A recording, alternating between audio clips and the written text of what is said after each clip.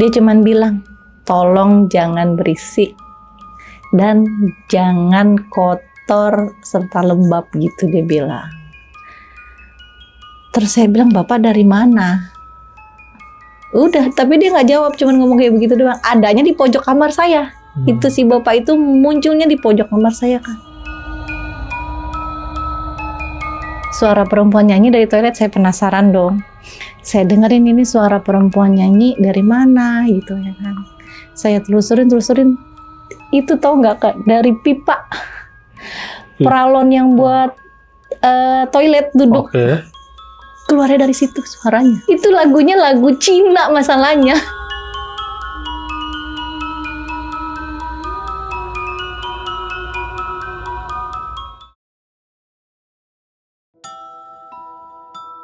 Assalamualaikum warahmatullahi wabarakatuh. Balik lagi di channel Kisah Tengah Malam bareng gua Viko Fugara. Dan malam kali ini seperti biasa gua udah menghadirkan narasumber lagi nih yang bakal menceritakan pengalaman horornya ketika beliau mengekos di daerah Kalibata nih. Langsung aja nih, sebelah gua udah ada Mbak Yani. Selamat malam Mbak Yani. Selamat malam. Sehat nih Mbak Yani? Alhamdulillah sehat. Oke Mbak Yani, ini kan mau cerita tentang kosan ya Mbak Yani ya? Betul. Itu di daerah Kalibata. Nah di sana ngekos dari tahun berapa? Waktu itu ngekos tahun 2015-16 deh. Oke, berapa lama di situ? Nggak lama, cuma 6 bulan bertahan. Oh, buset. Ini nggak betahnya karena horor atau apa nih? Itu ya, karena horor ya. Oh, oke. Nah, Mbak Yani di sana tuh ngekos sendiri atau sama teman? Sendiri. Sendiri. Di kosan ini, maksudnya rame nggak sih? Di kamarnya Rame, banyak Kak. atau Rame. berapa Itu lantai? 3 lantai. Itu punya 100 pintu. 100 pintu. Nah, Mbak Yani di lantai berapa? Lantai 3. Lantai 3. Paling pojok. Waduh. Nah, di setiap lantai ini ada berapa kamar sih, Mbak? Tahu nggak? Ada yang 70 kamar. Beda-beda sih ya. Ada yang 100 kamar, ada yang 50 gitu dibagi-bagi. Bahkan dia tuh kecil gitu loh kamarnya. Oh, gitu. Jadi makanya pintunya banyak. Jadi banyak ya. Tapi itu keisi semua nggak sih? Keisi semua. Keisi. Gede juga berarti nih. Iya. Gila. Nah, untuk yang kosan di Mbak ini nih, maksudnya horornya pas pertama kali nempatin atau ada jarak beberapa kali? Nggak, itu ada jarak Kak. Sekitar 2,5 bulan, hampir 2,5 bulan lah ya. Baru ngerasain nih? Baru ada. Gitu. Oke. Nah Mbak Yani nih, ngekos di sana ini tujuannya apa nih? Kerja atau gimana? Jadi gini, awalnya dulu aku tuh ngekos di situ Kak, karena kepepet ya. Jadi awalnya kan kerjaan jauh dari tempat kerja tuh. Terus nyari yang lebih deket, karena kan Kalibata itu kan posisi agak deket nih. Ke kerjaan aku. Akhirnya aku cari-cari kosan, nggak ada referensi, nggak apa, cari, ketemulah. Ada yang bilang, ada Mbak di sana ada kosan gitu. Itu udah beberapa kali saya lewatin, cuma saya nggak tahu kalau itu kosan. Iya, nggak kelihatan sebagai kosan. Karena depannya tuh kayak model kantoran gitu Kak. Iya. Begitu kita masuk, saya masuk ke dalam, rupanya kos-kosan. Banyak pula ya. Banyak pula gitu. Jadi tujuannya ya memang supaya lebih dekat aja gitu. Oke.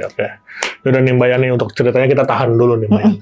Nah, bagi kalian yang penasaran dengan ceritanya Mbak Yani, simak terus sampai habis, jangan di skip-skip. Dan sebelum mulai, gue mau ngingetin lagi nih buat kalian yang pengen bercerita juga nih seperti Mbak Yani di sini, bisa langsung klik link yang ada di deskripsi di bawah ini. Dan satu lagi nih buat kalian yang udah nonton tapi belum subscribe, langsung aja klik tombol subscribe sekarang agar kita makin semangat memberikan asupan-asupan horor ke kalian. Oke, gak usah lama-lama lagi. Kisah Tengah Malam dimulai.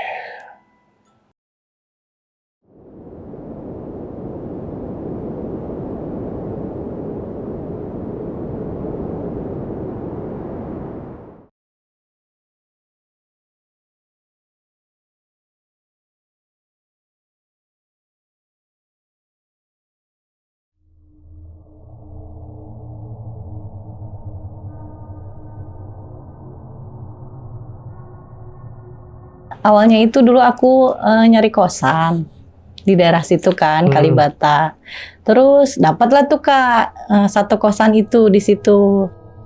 Kosannya sih lumayan rame, terus strategis. Depannya juga ada warung toko kelontong gitu kan. Jadi kalau kita butuh apa-apa tuh bisa ke warung itu, deket gitu, tinggal nyebrang aja. Udah tuh masuklah ke kosan itu. Awalnya sih cuma buat transit aja, nggak lama gitu. Hanya ya cuma buat sebulan, 2 bulan lah paling lama kan. Tapi lama-lama nyaman. Betah nyaman, ya. betah jadinya kan. Udahlah di situ ngekos sendiri, ambil kosan sendiri, dapet tuh kamar paling pojok. Kamar itu paling pojok posisinya, terus gede juga kan. Jadi itu modelnya dia 2 kamar tapi dibobol gitu, dibongkar jadiin 1. Udah tempatin deh tuh di kamar itu sebulan 2 bulan lancar, seminggu 2 minggu gitu nggak ada gangguan, nggak ada apa, lancar. Tiba-tiba udah mulai ngerasa nggak enak nih, udah rasanya tuh kayak gimana sih namanya kita tuh kalau ada kayak gitu kan sukain, kebetulan saya nggak tapi sensitif banget, cuman agak peka gitu. Nah, pulang kerja pas malam itu, malam apa ya, kalau nggak salah Sabtu deh, saya masih ingat banget itu, karena kan saya kalau ada Sabtu Minggu tuh pulang malam kan, di atas jam 11 sampai ke kosan, bersih-bersih biasa, setel musik. Tiba-tiba saya denger tuh lantai saya itu kayak ada yang getok-getok gitu, kayak di duk gitu. Iya. Cuma saya masih positif thinking aja, pikiran mungkin orang yang di bawah nih lagi bener-benerin apa, udah cuekin. Begitu terus tuh Kak, begitu terus tuh setiap hari. Saya lama-lama kesel dong. Saya kan butuh istirahat dong kalau malam kan. Setiap malam anehnya Kak, setiap jam di atas jam 1 tuh kayak begitu.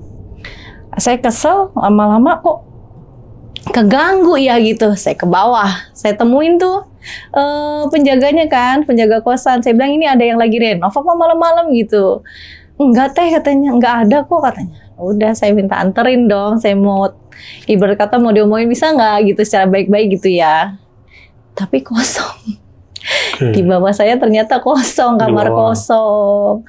Akhirnya setiap malam rutin tuh seminggu kalau nggak salah, selama seminggu seperti itu terus Kak. Itu tuh dikret gitu tuh Kak, kayak pakai besi, jadi gerrrr gitu dari kamar saya ke kamar mandi sampai ke dapur tuh dikret gitu. Saya berisikan doang saya. Sampai tiap malam saya setel murotal, nggak ada berkurang sama sekali. Malah makin parah. Udah tuh saya udah nggak nahan emosi nih, ke bawah lagi samperin. Kok begini mulu gitu. Saya kan butuh istirahat nih Bang nih, gimana nih solusinya? Ya udah kata nanti saya liatin gitu, ada apa. Tapi begitu diliatin sama penjaganya nggak ada bunyi apa-apa. Saya doang yang denger. Jadi ini kan kesannya kayak saya halu ya. Sangka orang cuma perasaan Mbak aja kali gini-gini. Tapi memang iya gitu, kenyataannya kayak gitu saya ngerasain. Udah itu berjalan tuh seminggu sampai ujungnya tuh puncaknya saya nggak tidur 2 minggu. Setiap malam kayak gitu. Berhentinya pas mau azan subuh 3:30 gitu kan berhentinya. Udah sampai berkelanjutan tuh seminggu 2 minggu kayak begitu nggak berhenti. Saya penasaran dong Kak. Penasaran nih apa sih yang sebenarnya yang terjadi. Saya ngintip begitu pulang kerja. Saya ngintip melalui selah-selah pintu gitu kan. Kan kalau pintu tuh ada selahnya kecil ya. Saya bilang ada apa sih kok berisik banget. Itu tiba-tiba ada gundu gelinding ke kamar saya, ke depan kamar saya. Kletek gitu. Terus saya penasaran, saya intip lah. Kok ada anak kecil lagi lari-larian, anak kecil siapa gitu. Terus saya masih mungkin anak tetangga kali sebelah gitu. Masih positif thinkingnya masih anak tetangga kali sebelah lagi main, tapi kok jam segini belum tidur. Kalau kita pikiran yang bener yang waras, kok jam segini anak kecil belum tidur gitu ya. Udah biarin dia main gitu. Kayak gitu Kak, selalu begitu berkelanjutan setiap malam kayak gitu Kak. Gimana kita mau istirahat kadang. Tapi pas saya denger pas puncaknya itu ada suara perempuan nyanyi, tapi suaranya dari toilet. Dari toilet Mbak ini. Dari toilet aku nih. Suara perempuan nyanyi dari toilet. Saya penasaran dong. Saya dengerin ini suara perempuan nyanyi dari mana gitu ya kan. Saya telusurin. Itu tau nggak Kak, dari pipa peralon yang buat toilet duduk. Keluarnya dari situ suaranya. Itu lagunya lagu Cina masalahnya. Oh. Lagu Cina yang saya nggak ngerti bahasanya, cuman suaranya suara Cina, lagu Cina.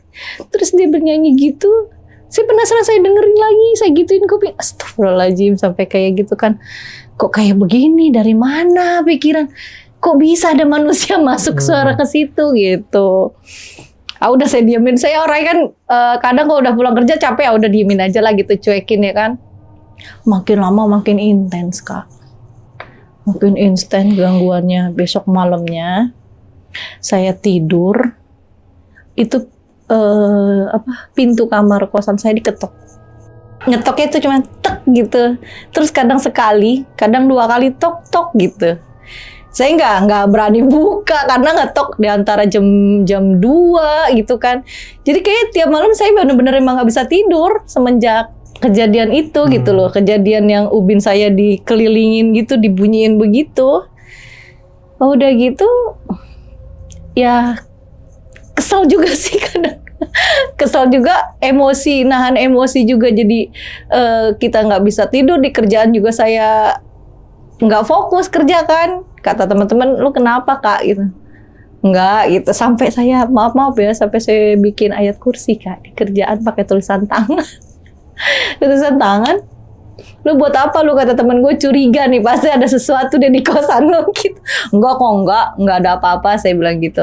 Curiga nih gue, enggak ada, bener sumpah gitu. Udah, setelah itu aman tuh Kak, semalaman enggak ada gangguan apa-apa, aman semalaman.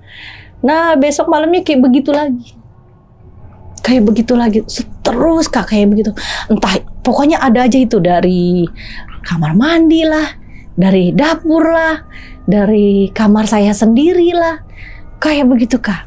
Terus udah saya diemin kayak begitu, saya cari tahu dong, ini posisi kamar gue ini nih adanya di mana sih gitu kan. Saya pikir mah di sebelah kamar saya ada kamar lagi nih.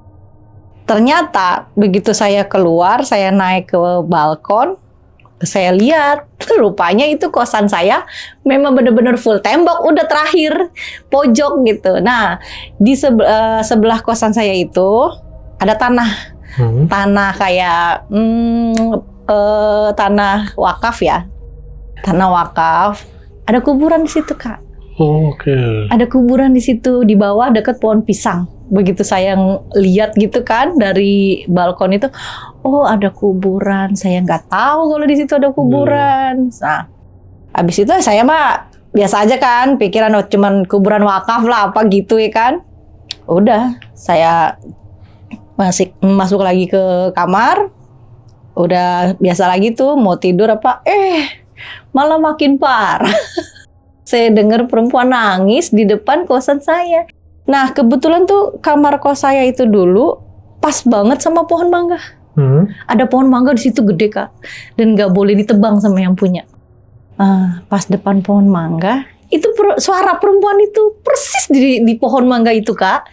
Sambil entah nanti dia nyanyi, nanti dia nangis, ntar nyanyi bersenandung gitu ya. Terus ntar nangis lagi. Ini anak perempuan siapa? Karena kan Kak di situ kosannya campur Kak. Cewek-cewek, cowok-cowok boleh gitu, suami istri juga boleh. Jadi nggak ini ya, nggak ada aturannya gitu. Terus saya diemin lagi tuh. Terus palingan tetangga sebelah kali itu lagi nyanyi atau lagi ada masalah, kali berantem gitu kan. Akhirnya udah dari situ, besok malamnya kedengeran lagi tuh Kak suara perempuan. Saya penasaran dong, saya tanya lagi ke penjaganya. Ini kenapa sih kok ada suara perempuan nyanyi? Anak siapa, perempuan yang mana nih gitu kan. Perempuan yang mana ya teh, kata. Itu yang deket depan pohon mangga, saya gituin. Oh, depan pohon mangga, tapi kan di situ cuman ada cowok teh 2 orang gitu. Emang nggak ada cewek? Nggak ada. Saya langsung mikir, itu suara dari mana gitu ya kan. Kok bisa ada suara jelas banget. Tapi ya katanya penjaga itu bilang yang nempatin cowok, ya udah. Saya mah, oh berarti bukan gitu. Mungkin orang lagi nyanyi atau apa ya kan. 2 hari kemudian, datanglah teman saya nih main ke kosan. Kebetulan dia juga agak peka ya, agak sensitif gitu. Terus dia ngomong gini, "Kak, lo kalau di sini jangan jorok ya," gitu. "Kenapa emangnya?" "Ya enggak gitu, pokoknya lu jangan jorok aja gitu, harus bersih." Kata, "Oh iya, gue memang nggak suka jorok," kata saya. "Iya Kak, dia juga nggak suka berisik," katanya gitu. Kebetulan memang Kak sebelumnya teman saya pernah ada yang main ke situ, cewek sama cowoknya main gitar, nyanyi-nyanyi. Saya nggak tahu kalau kayak gitu kan, ya namanya kita orang awam, maksudnya ya nggak tapi tajam banget sama hal-hal kayak gitu. Nanti dia nggak suka sama lu gitu. Nah saya langsung bengong pas teman saya ngomong gitu, langsung berpikir, oh jangan-jangan yang gangguin kemarin-kemarin itu ini di sini kali, penunggu sini gitu kan. Tapi nggak mungkin lah gitu. Ya udahlah. Oh ya udah, oke gitu kan. Saya dengerin tuh dia ngomong, "Iya Kak, gue cuma kasih tahu kayak gitu aja," kata teman. "Next time lu jangan berisik, jangan kotor," katanya. Iya oke gitu. Udah itu selang 3 hari kemudian tuh saya pulang tuh malam. Memang kan shift saya kan malam terus kan, karena saya backupnya di malam nih, di kerjaan kan shift siang. Pulang kerja tuh biasa nih mandi, bersih-bersih gitu. Begitu saya baru mau tidur, rebahan, tiba-tiba ada suara anak kecil nangis dari dapur lagi Kak. Kan dapur saya tuh bersebelahan gitu ya sama kamar mandi. Itu kok anak kecil nangis nggak berhenti-berhenti gitu. Anak siapa gitu kan nangis ya. Saya keluar buka pintu, sepi Kak. Kurang udah jam 1 malam ya. Kosong ya. Kosong. Hampa, hening banget. Meskipun kita tuh emang berdekatan gitu ya. Iya. Cuman emang hening banget suasananya gitu. Udah, saya keluar ke bawah. Saya kan emang orangnya tuh suka penasaran Kak. Saya lihat ke bawah, kan di bawah saya itu parkiran motor ya. Ada parkiran motor banyak gitu di situ. Nyari si abangnya tuh yang jaga. Kok nggak ada nih orang? Saya turun lagi ke bawah, kok nggak ada. Maksud saya mau minta tolong lah gitu loh. Di sini dulu dah diem gitu. Nggak ada, saya naik lagi ke atas. Itu suara siapa ya nangis gitu kan? Udahlah. Saya diemin aja, saya setel musik, pakai headset di kuping, nggak kedengeran kan tuh, udah, saya tidur Kak di situ. Setiap malam Kak kayak gitu. Itu rasanya, aduh ya Allah, mata udah nggak tidur. Jadi setiap kali kita mau baru merem begini, ada aja Kak. Digangguin itu bener-bener intens banget. Gitu. Awalnya sih aku setelah dia ngasih syarat-syarat gitu, suara ini, suara itu, ini. Ceritanya aku tidur nih Kak, mimpi lah. Aku mimpi didatengin sosok kakek-kakek. Dia pakai jubah putih, pakai ikat pala gitu ya di sini di palanya tuh. Terus pakai tongkat. Dia cuman bilang, "Tolong jangan berisik dan jangan kotor serta lembab," gitu dia bilang. Terus saya bilang, "Bapak dari mana?" Udah, tapi dia nggak jawab, cuman ngomong kayak begitu doang. Adanya di pojok kamar saya.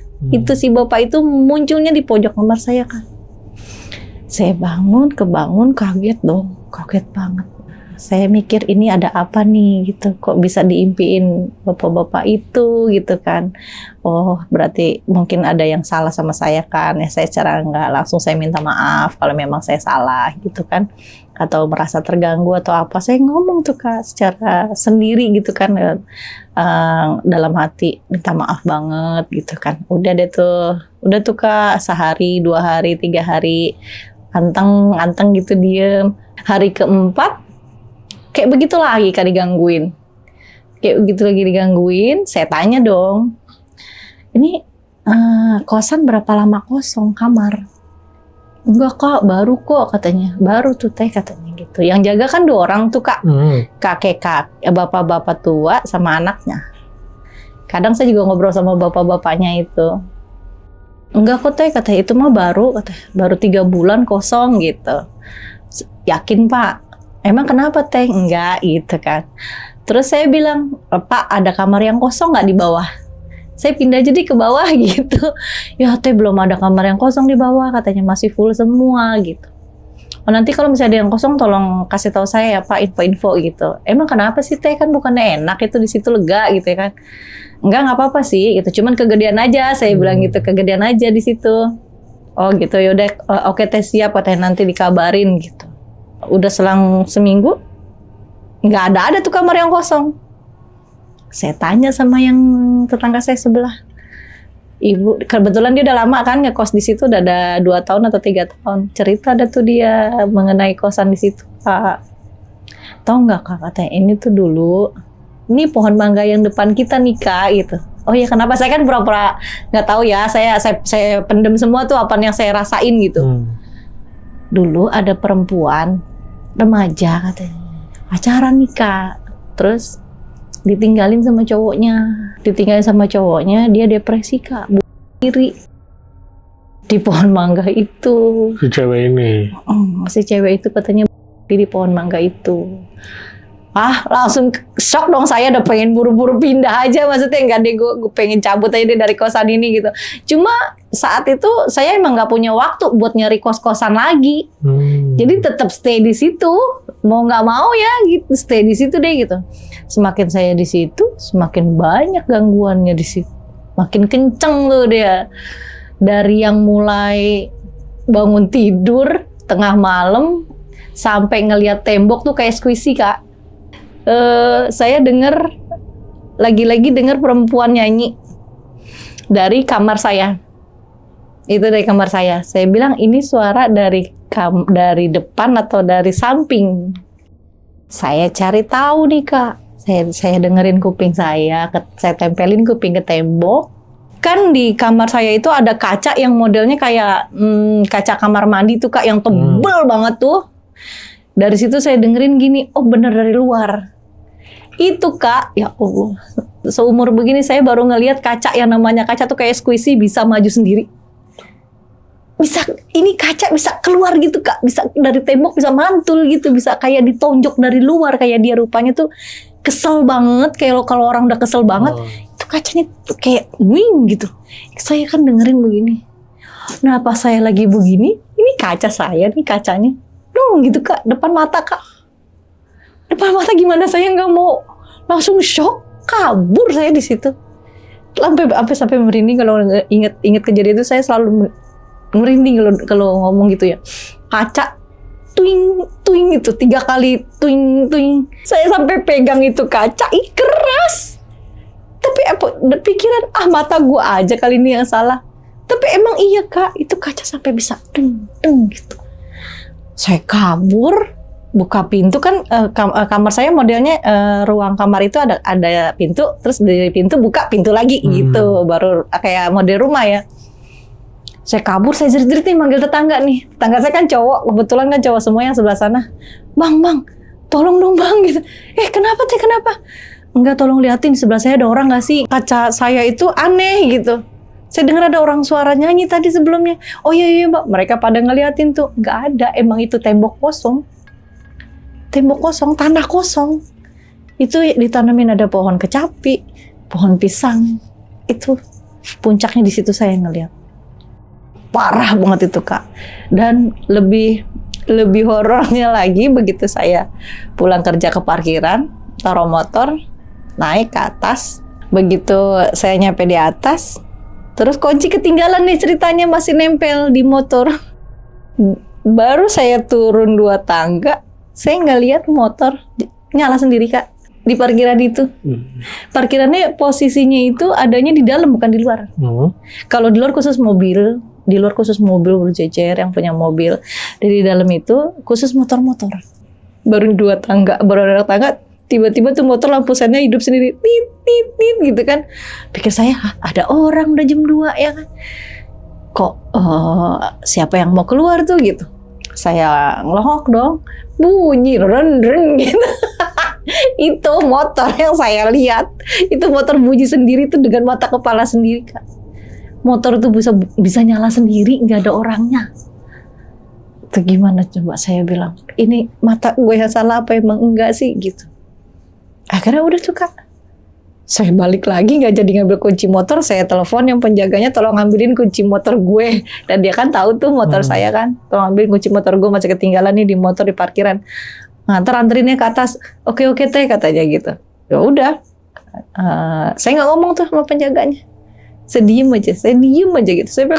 Saya apa yang saya alamin nggak saya langsung tanyain, tapi namanya manusia kan ada batas kesabarannya Kak. Akhirnya saya tanya pelan-pelan. Saya bilang, kok kosan gue yang kamar nggak enak ya? Itu hawanya. Kenapa sih teh gitu? Dari kemarin bahas itu mulu gitu. Enggak deh, gue mau pindah aja gitu. Pindah kamar gitu kan di bawah. Iya teh, tapi belum ada yang kosong katanya. Nanti deh kalau misalnya udah ada yang kosong baru dibilangin gitu. Nggak apa-apa deh, nggak usah gede-gede, kecil juga nggak apa-apa.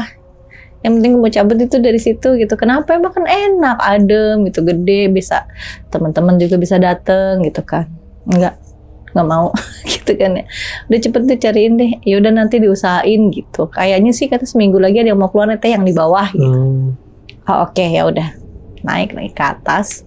Begitu sampai di kamar, udah deh tuh tenang tuh Kak. Anteng ya namanya kalau siang kan terkadang pas saya lagi hari libur, saya di kamar tuh kan nggak kemana-mana. Di kamar saya bersih-bersih itu semua. Tiba-tiba ada kayak gumpalan rambut di toilet saya tuh. Lumayan banyak Kak. Gumpalan rambut itu lumayan banyak. Itu nutupin lubang kamar mandi tuh air selokan. Jadi kan ngembeng tuh ya air, kalau ini saya mandi kok ngembeng. Saya pikir ini bukan rambut saya. Bukan rambut saya dulu rambut saya pendek. Saya gini, ini apaan? Kirain benang hitam ya. Saya ambil, loh kok rambut saya giniin, kok panjang bener banyak gitu ya kan. Sedangkan yang tinggal di sini cuma saya doang gitu kan, nggak kecuali kalau kita ada teman ya kan, bisa jadi mungkin rambut teman kita. Ini kok rambut dari mana ya? Itu dari situ saya udah mulai bener-bener nggak nyaman udah di situ di kamar itu gitu kan ngerasanya. Terus pas saya bawa sholat nih Kak ceritanya. Saya bawa sholat, saya ngaji, makin gak suka dia Kak. Makin sering lagi digodain. Saya dibikin jatuh, kepleset. Saya dibikin bener-bener yang gak bisa tidur sama sekali Kak. Dari situ saya kayak insomnia jadinya gara-gara itu. Jadi kebiasaan gak bisa tidur. Karena perasaan tuh jadi was-was gitu Kak. Ya gimana sih Kak, suaranya tuh ini banget di kuping. Kita nggak mau ngeliat tapi ngeliat gitu, nggak mau denger tapi denger. Pulang kerja jam 11, memang itu kosan sepi mulu sih Kak. Jadi memang kita tertutup masing-masing gitu ya. Walaupun banyak tapi sepi. Nggak ada yang keluar gitu ya. Nggak ada yang keluar. Jadi ya masing-masing gitu. Udah pulang kerja ya udah masing-masing di kamarnya semua gitu. Nah, kebetulan kan memang kawasan itu dekat perkantoran, apartemen, mall. Jadi banyak kan yang ngekos di situ, gitu kan. Ya orang-orang kerja kan aktivitasnya kan rutin kan. Pulang kerja ya paling masuk ke dalam kamar udah sepi jadinya. Sedangkan saya orangnya suka rame, suka seneng keramaian, orang nongkrong gitu-gitu, gitaran apa. Ini kok sepi banget ya gitu. Emang apa tiap hari kayak begini ya? Atau emang perasaan aja gitu? Saat bulan ke-5 kalau nggak salah tuh udah bener-bener pengen pindah. Baru ada kosan yang kosong tuh Kak di bawah. Saya pindah. Begitu juga sama kosannya. Saya bilang apes banget. Padahal itu di bawah Kak, lantai 2. Tapi posisi kamar saya itu memang nggak gede. Cuman di tengah-tengah kamar saya itu ada pohon. Pohon mangga juga. Itu tembus Kak dari bawah sampai ke atas atap gini. Ya mau kan karena saya udah pengen pindah dari kamar saya yang itu, yang lama. Mau nggak mau saya tempatin itu. Karena pikir saya ini lebih baik gitu kan. Maksudnya mungkin nggak ada kayak gitulah gitu. Tetep Kak sama aja. Cuman memang agak berkurang. Nggak tapi kayak yang di atas. Nggak sebanyak yang di atas. Nggak sebanyak yang di atas. Tapi kalau yang ini lebih parah. Lebih parahnya lantai saya itu kayak dijatuhin pesawat kan. Pas tengah malam tuh. Jeder gitu di atapnya. Keluar saya kan. Terus saya panggil lagi tuh penjaganya, temenin gue gitu. Apaan teh? Temenin gue lihat ke atas, gue pengen tahu itu suara apa. Gitu, apaan sih teh? Ada yang bunyi di lantai atap gue tuh kenceng banget apaan gitu ya kan. Nggak bisa kayak begini nih, gue nggak tenang gitu. Dianterin sama dia, nggak ada apa-apaan. Sepi ya? Nggak ada orang satupun, nggak ada siapa-siapa yang main di atas genteng itu kayak binatang atau apa, nggak ada. Cuman bunyinya dahsyat banget Kak. Kayak kita ditibanin batu besar itu jeder gitu kenceng. Kaget saya. Orang saya mau tidur kan, pikiran mau istirahat. Jadi benar-benar nggak bisa tidur di situ. Kayaknya tuh, aduh benar-benar ekstrim banget tuh kosan. Kacau. So, berarti itu berarti 6 bulan itu total. 6 bulan di terornya pas ke bulan ketiga. Nah, yang ngalamin teror ini teman Mbak juga ada yang ngalamin nggak, yang teman kosan itu? Sama teror? Sama. Tapi kalau dia ngalaminnya nggak tapi se-ekstrim saya. Dia cuma ngedenger anak kecil lari-larian, main gundunya sama. Oh, bunyi main gundu sama. Liling gitu. Berarti emang ada sesuatu nih. Dan tadi yang sumber suara yang dari bawah itu berarti kosong. Kosong. Nah, itu kosongnya sejak kapan? Udah lama. Dia bilang katanya udah 1,5 tahun lebih. 1,5 tahun. Nah, tapi kan pas Mbak nanya ada yang kosong nggak? Katanya kan nggak ada yang kosong nih. Dia ngumpetin kan. Dia bilang katanya nggak ada yang kosong. Maksudnya kenapa nggak ditaruh ke situ gitu? Nggak tahu deh tuh saya. Oke. Jadi alasan apa? Ya? Emang dikosongin? Mungkin saya merindu mungkin memang sengaja dikosongin. Soalnya posisi kamar saya itu, kamar kosong itu pas banget di atas kamar saya. Jadi di bawahnya ini persis. Itu kamar persis kamar kosong itu. Oke. Nah, kemungkinan ini paling yang tadi Bu Didi tuh di kamar itu bukan? Di kamar yang nggak tahu ya. Tapi kan kata tetangga saya itu sih dirinya di pohon mangga itu. Maksudnya penghuni? Posisinya iya. Bisa jadi ya mungkin ya. Makanya dikosongin gitu. Karena mungkin aja ya yang sebelumnya betul. Yang bunuh diri itu. Betul. Karena kan saya nggak tahu kan. Belum di situ. Tapi yang jelas dia bukan di dalam kosan. Bukan, ya? Di luar. Tapi yang benar itu penghuni situ ya berarti ya? Iya. Memang penghuni situ. Oke. Nah, untuk yang tadi itu si penjaga kosannya emang nggak pernah ngasih tahu apapun. Nggak pernah dia. Dia pokoknya kalau cerita, kalau ngomong ya yang baik-baik lah. Oh, nggak ada apa-apaan kok teh. Oh, di sini mah dulu ininya gitu dia bilang kan. Di sini dulu bekas aqua galon doang, kata toko aqua galon, terus diperbaiki sama Bapak Haji ini gitu. Dia nggak pernah cerita yang aneh-aneh. Jadi dia mungkin nutupin. Iya, biar kita betah, biar nggak kosong. Soalnya kalau dikasih tahu mungkin pada nggak betah. Nggak mau, iya benar. Nah, tadi kan ada teman Mbak nih yang main juga ya ke kosan itu. Pernah ngalamin juga? Pernah. Nah, dia ngalamin apa nih? Jadi dia tuh pas datang ke kosan saya ya. Ceritanya dia tuh lagi mau numpang ke toilet. Terus masih di dalam kamar mandi itu dia ngerasa kayak ada yang nyolek. Kayak gini loh Kak gitu, kayak digituin tuh rambutnya, kayak ada yang ngibas rambutnya dia. Cuman ya dia tuh jadi kayak ngerasa dicolek gitu Kak. Cuman udaranya kok berasa dingin gitu kan. Pikir dia angin gitu. Kita kan tuh orang-orang positive thinking gitu Kak. Nggak dihubung-hubungkan sama kayak gitu kan. Angin kali ya. Tapi kok berasa banget katanya. Terus merinding gitu, dia bilang, ih kok gue merinding. Terus makanya dia nggak biasanya dia tuh kalau ke toilet tuh paling lama. Kalau ke toilet paling lama nggak di kosan, nggak di tempatnya dia, nggak di kerjaan. Saya kalau satu kerjaan kan sama saya. Kalau ke toilet tuh paling lama, dia tuh cepet. Saya gini, kenapa kok tumben cepet ke toilet? Nggak gitu dia bilang, nggak beres nih kosan lu gitu. Dia bilang, apaan sih nggak jelas gitu kan, jangan kayak gitulah. Gue tadi kayak ada yang nyolek katanya di kamar mandi. Tapi dibilang apa ya, kayak udara, tapi bukan udara, kayak angin, bukan angin katanya. Kayak dicolek gitu rambut gue tuh, kayak dikibasin gitu katanya. Udah dari semenjak itu dia jarang banget main ke kosan saya semenjak kejadian itu. Udah gak berani lagi. Udah gak berani. Paling kalau main cuman ya paling lama 15 menit 20 menit deh gitu. Bentar doang. Cuma sebentar doang. Gak berani lama-lama dia. Nah, pas lagi di kosan yang baru itu, yang di kamar bawah itu, kalau saya pernah alamin juga di situ gangguannya yang paling intens itu Kak, kalau kita mau tidur Kak, kayak ada yang ngeliatin gini nih Kak nih, kayak kita dipantau gitu kan, kayak diperhatiin kan. Kita kalau namanya kita tidur di sudut mata sini kan kadang suka kelihatan ya Kak. Kalaupun kita lagi ngapain, lagi duduk atau lagi masih main handphone, kok perasaan kayak ada yang ngeliatin gitu. Terus tapi merinding saya, tapi nggak ada gitu kok, kayak ada yang mantau gitu. Saya buka pintu, nggak ada siapa-siapa. Memang itu posisi kos-kosan itu segini lah ya Kak nih di sini, terus pintunya adep-adepan gitu. Terus ada lorongnya juga.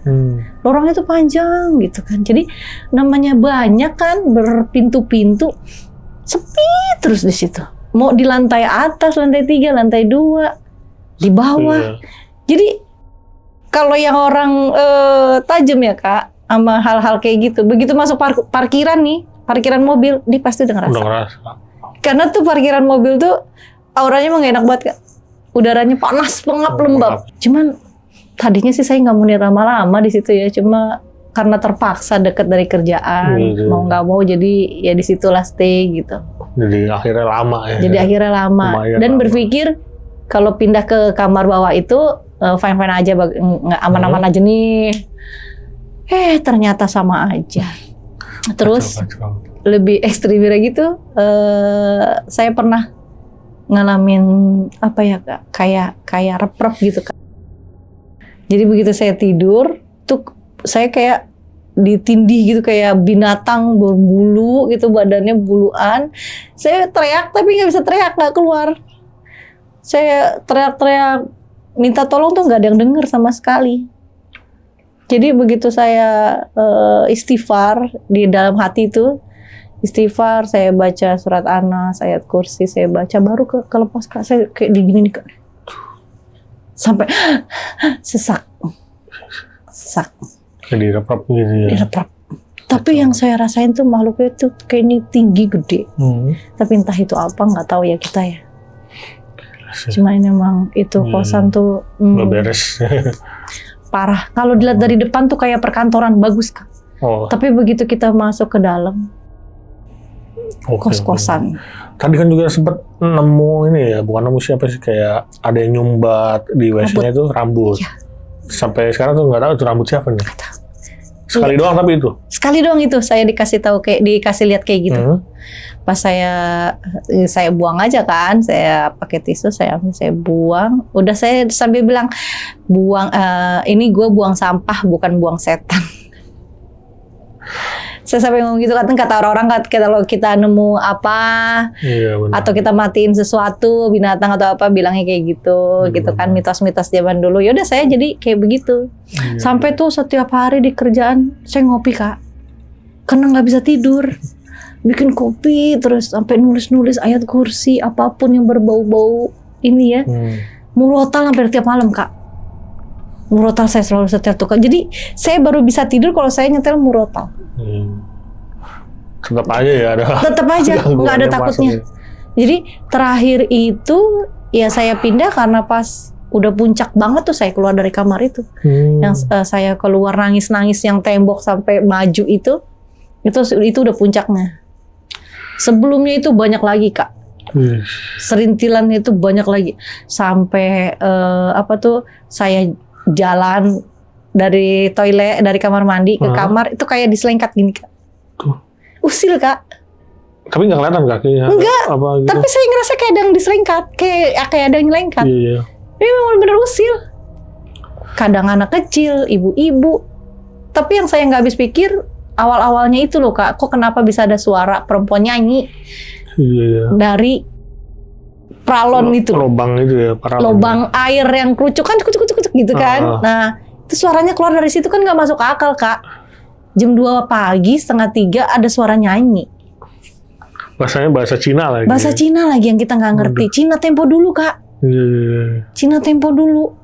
Saya tuh karena saya tahu kalau itu lagu-lagu Cina tempo dulu karena di kerjaan saya kadang suka setel kayak begitu.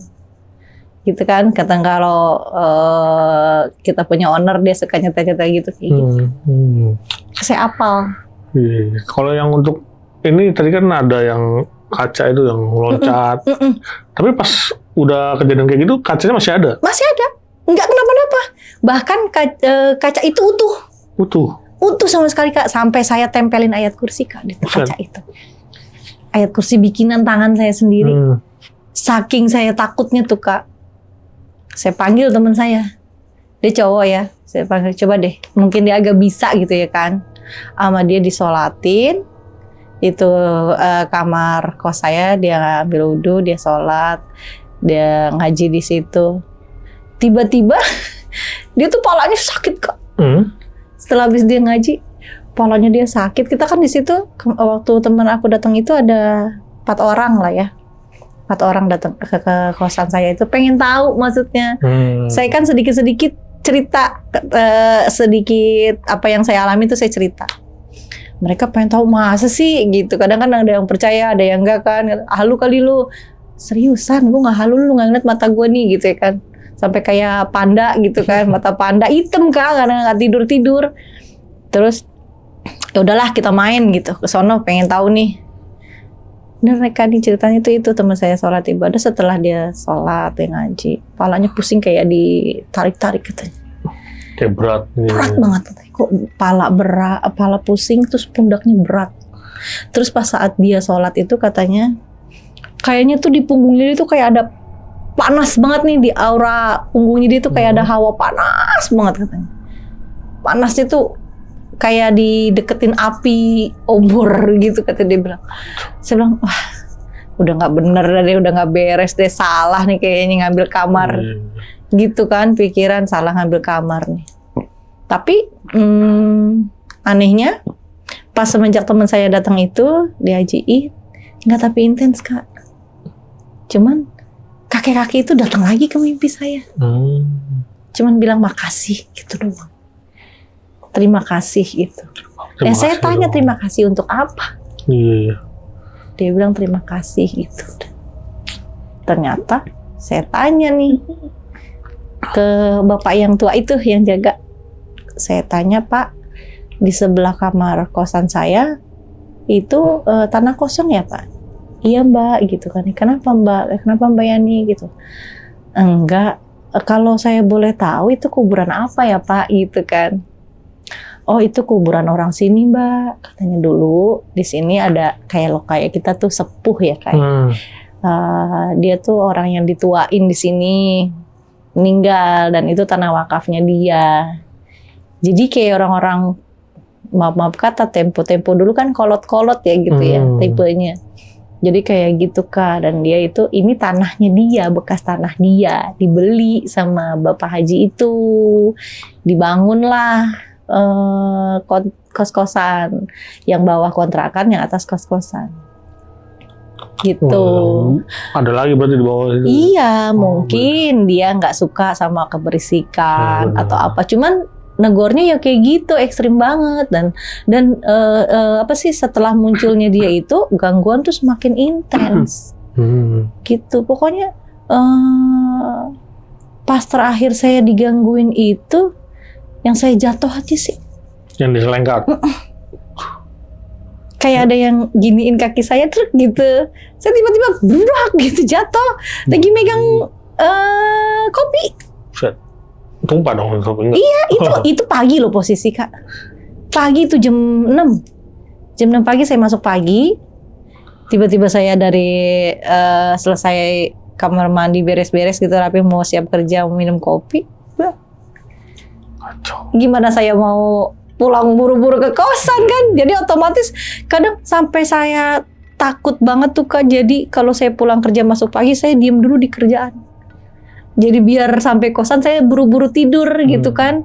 Saya diem dulu di kerjaan, saya main handphone, saya apa gitu sampai pulang yang biasanya masuk pagi pulang jam 4. Ini saya sampai pulang jam 8, jam 9 kadang gitu kan. Nongkrong dulu sama teman-teman, makan dulu. Kata teman saya, lu nggak capek Kak? Kan besok lu masuk pagi. Enggak. Gue mau buru-buru biar gue nyampe kosan buru-buru tidur. Aku kata saya gituin. Ya ampun, kata temen saya sampai kasihan, kata saya udah lu pindah aja lah kak, lu pindah. Mau pindah kemana? Gue bilang susah nyari kosan ya. Benar-benar. Gitu. Kacau berarti itu selama 5 bulan 6 bulan ya di situ ya. Dan nggak kuat karena emang terornya parah sih. Parah. Sampai diselengkat gitu kan berarti udah kontak fisik ya. Bahayain kita sendiri gitu ya.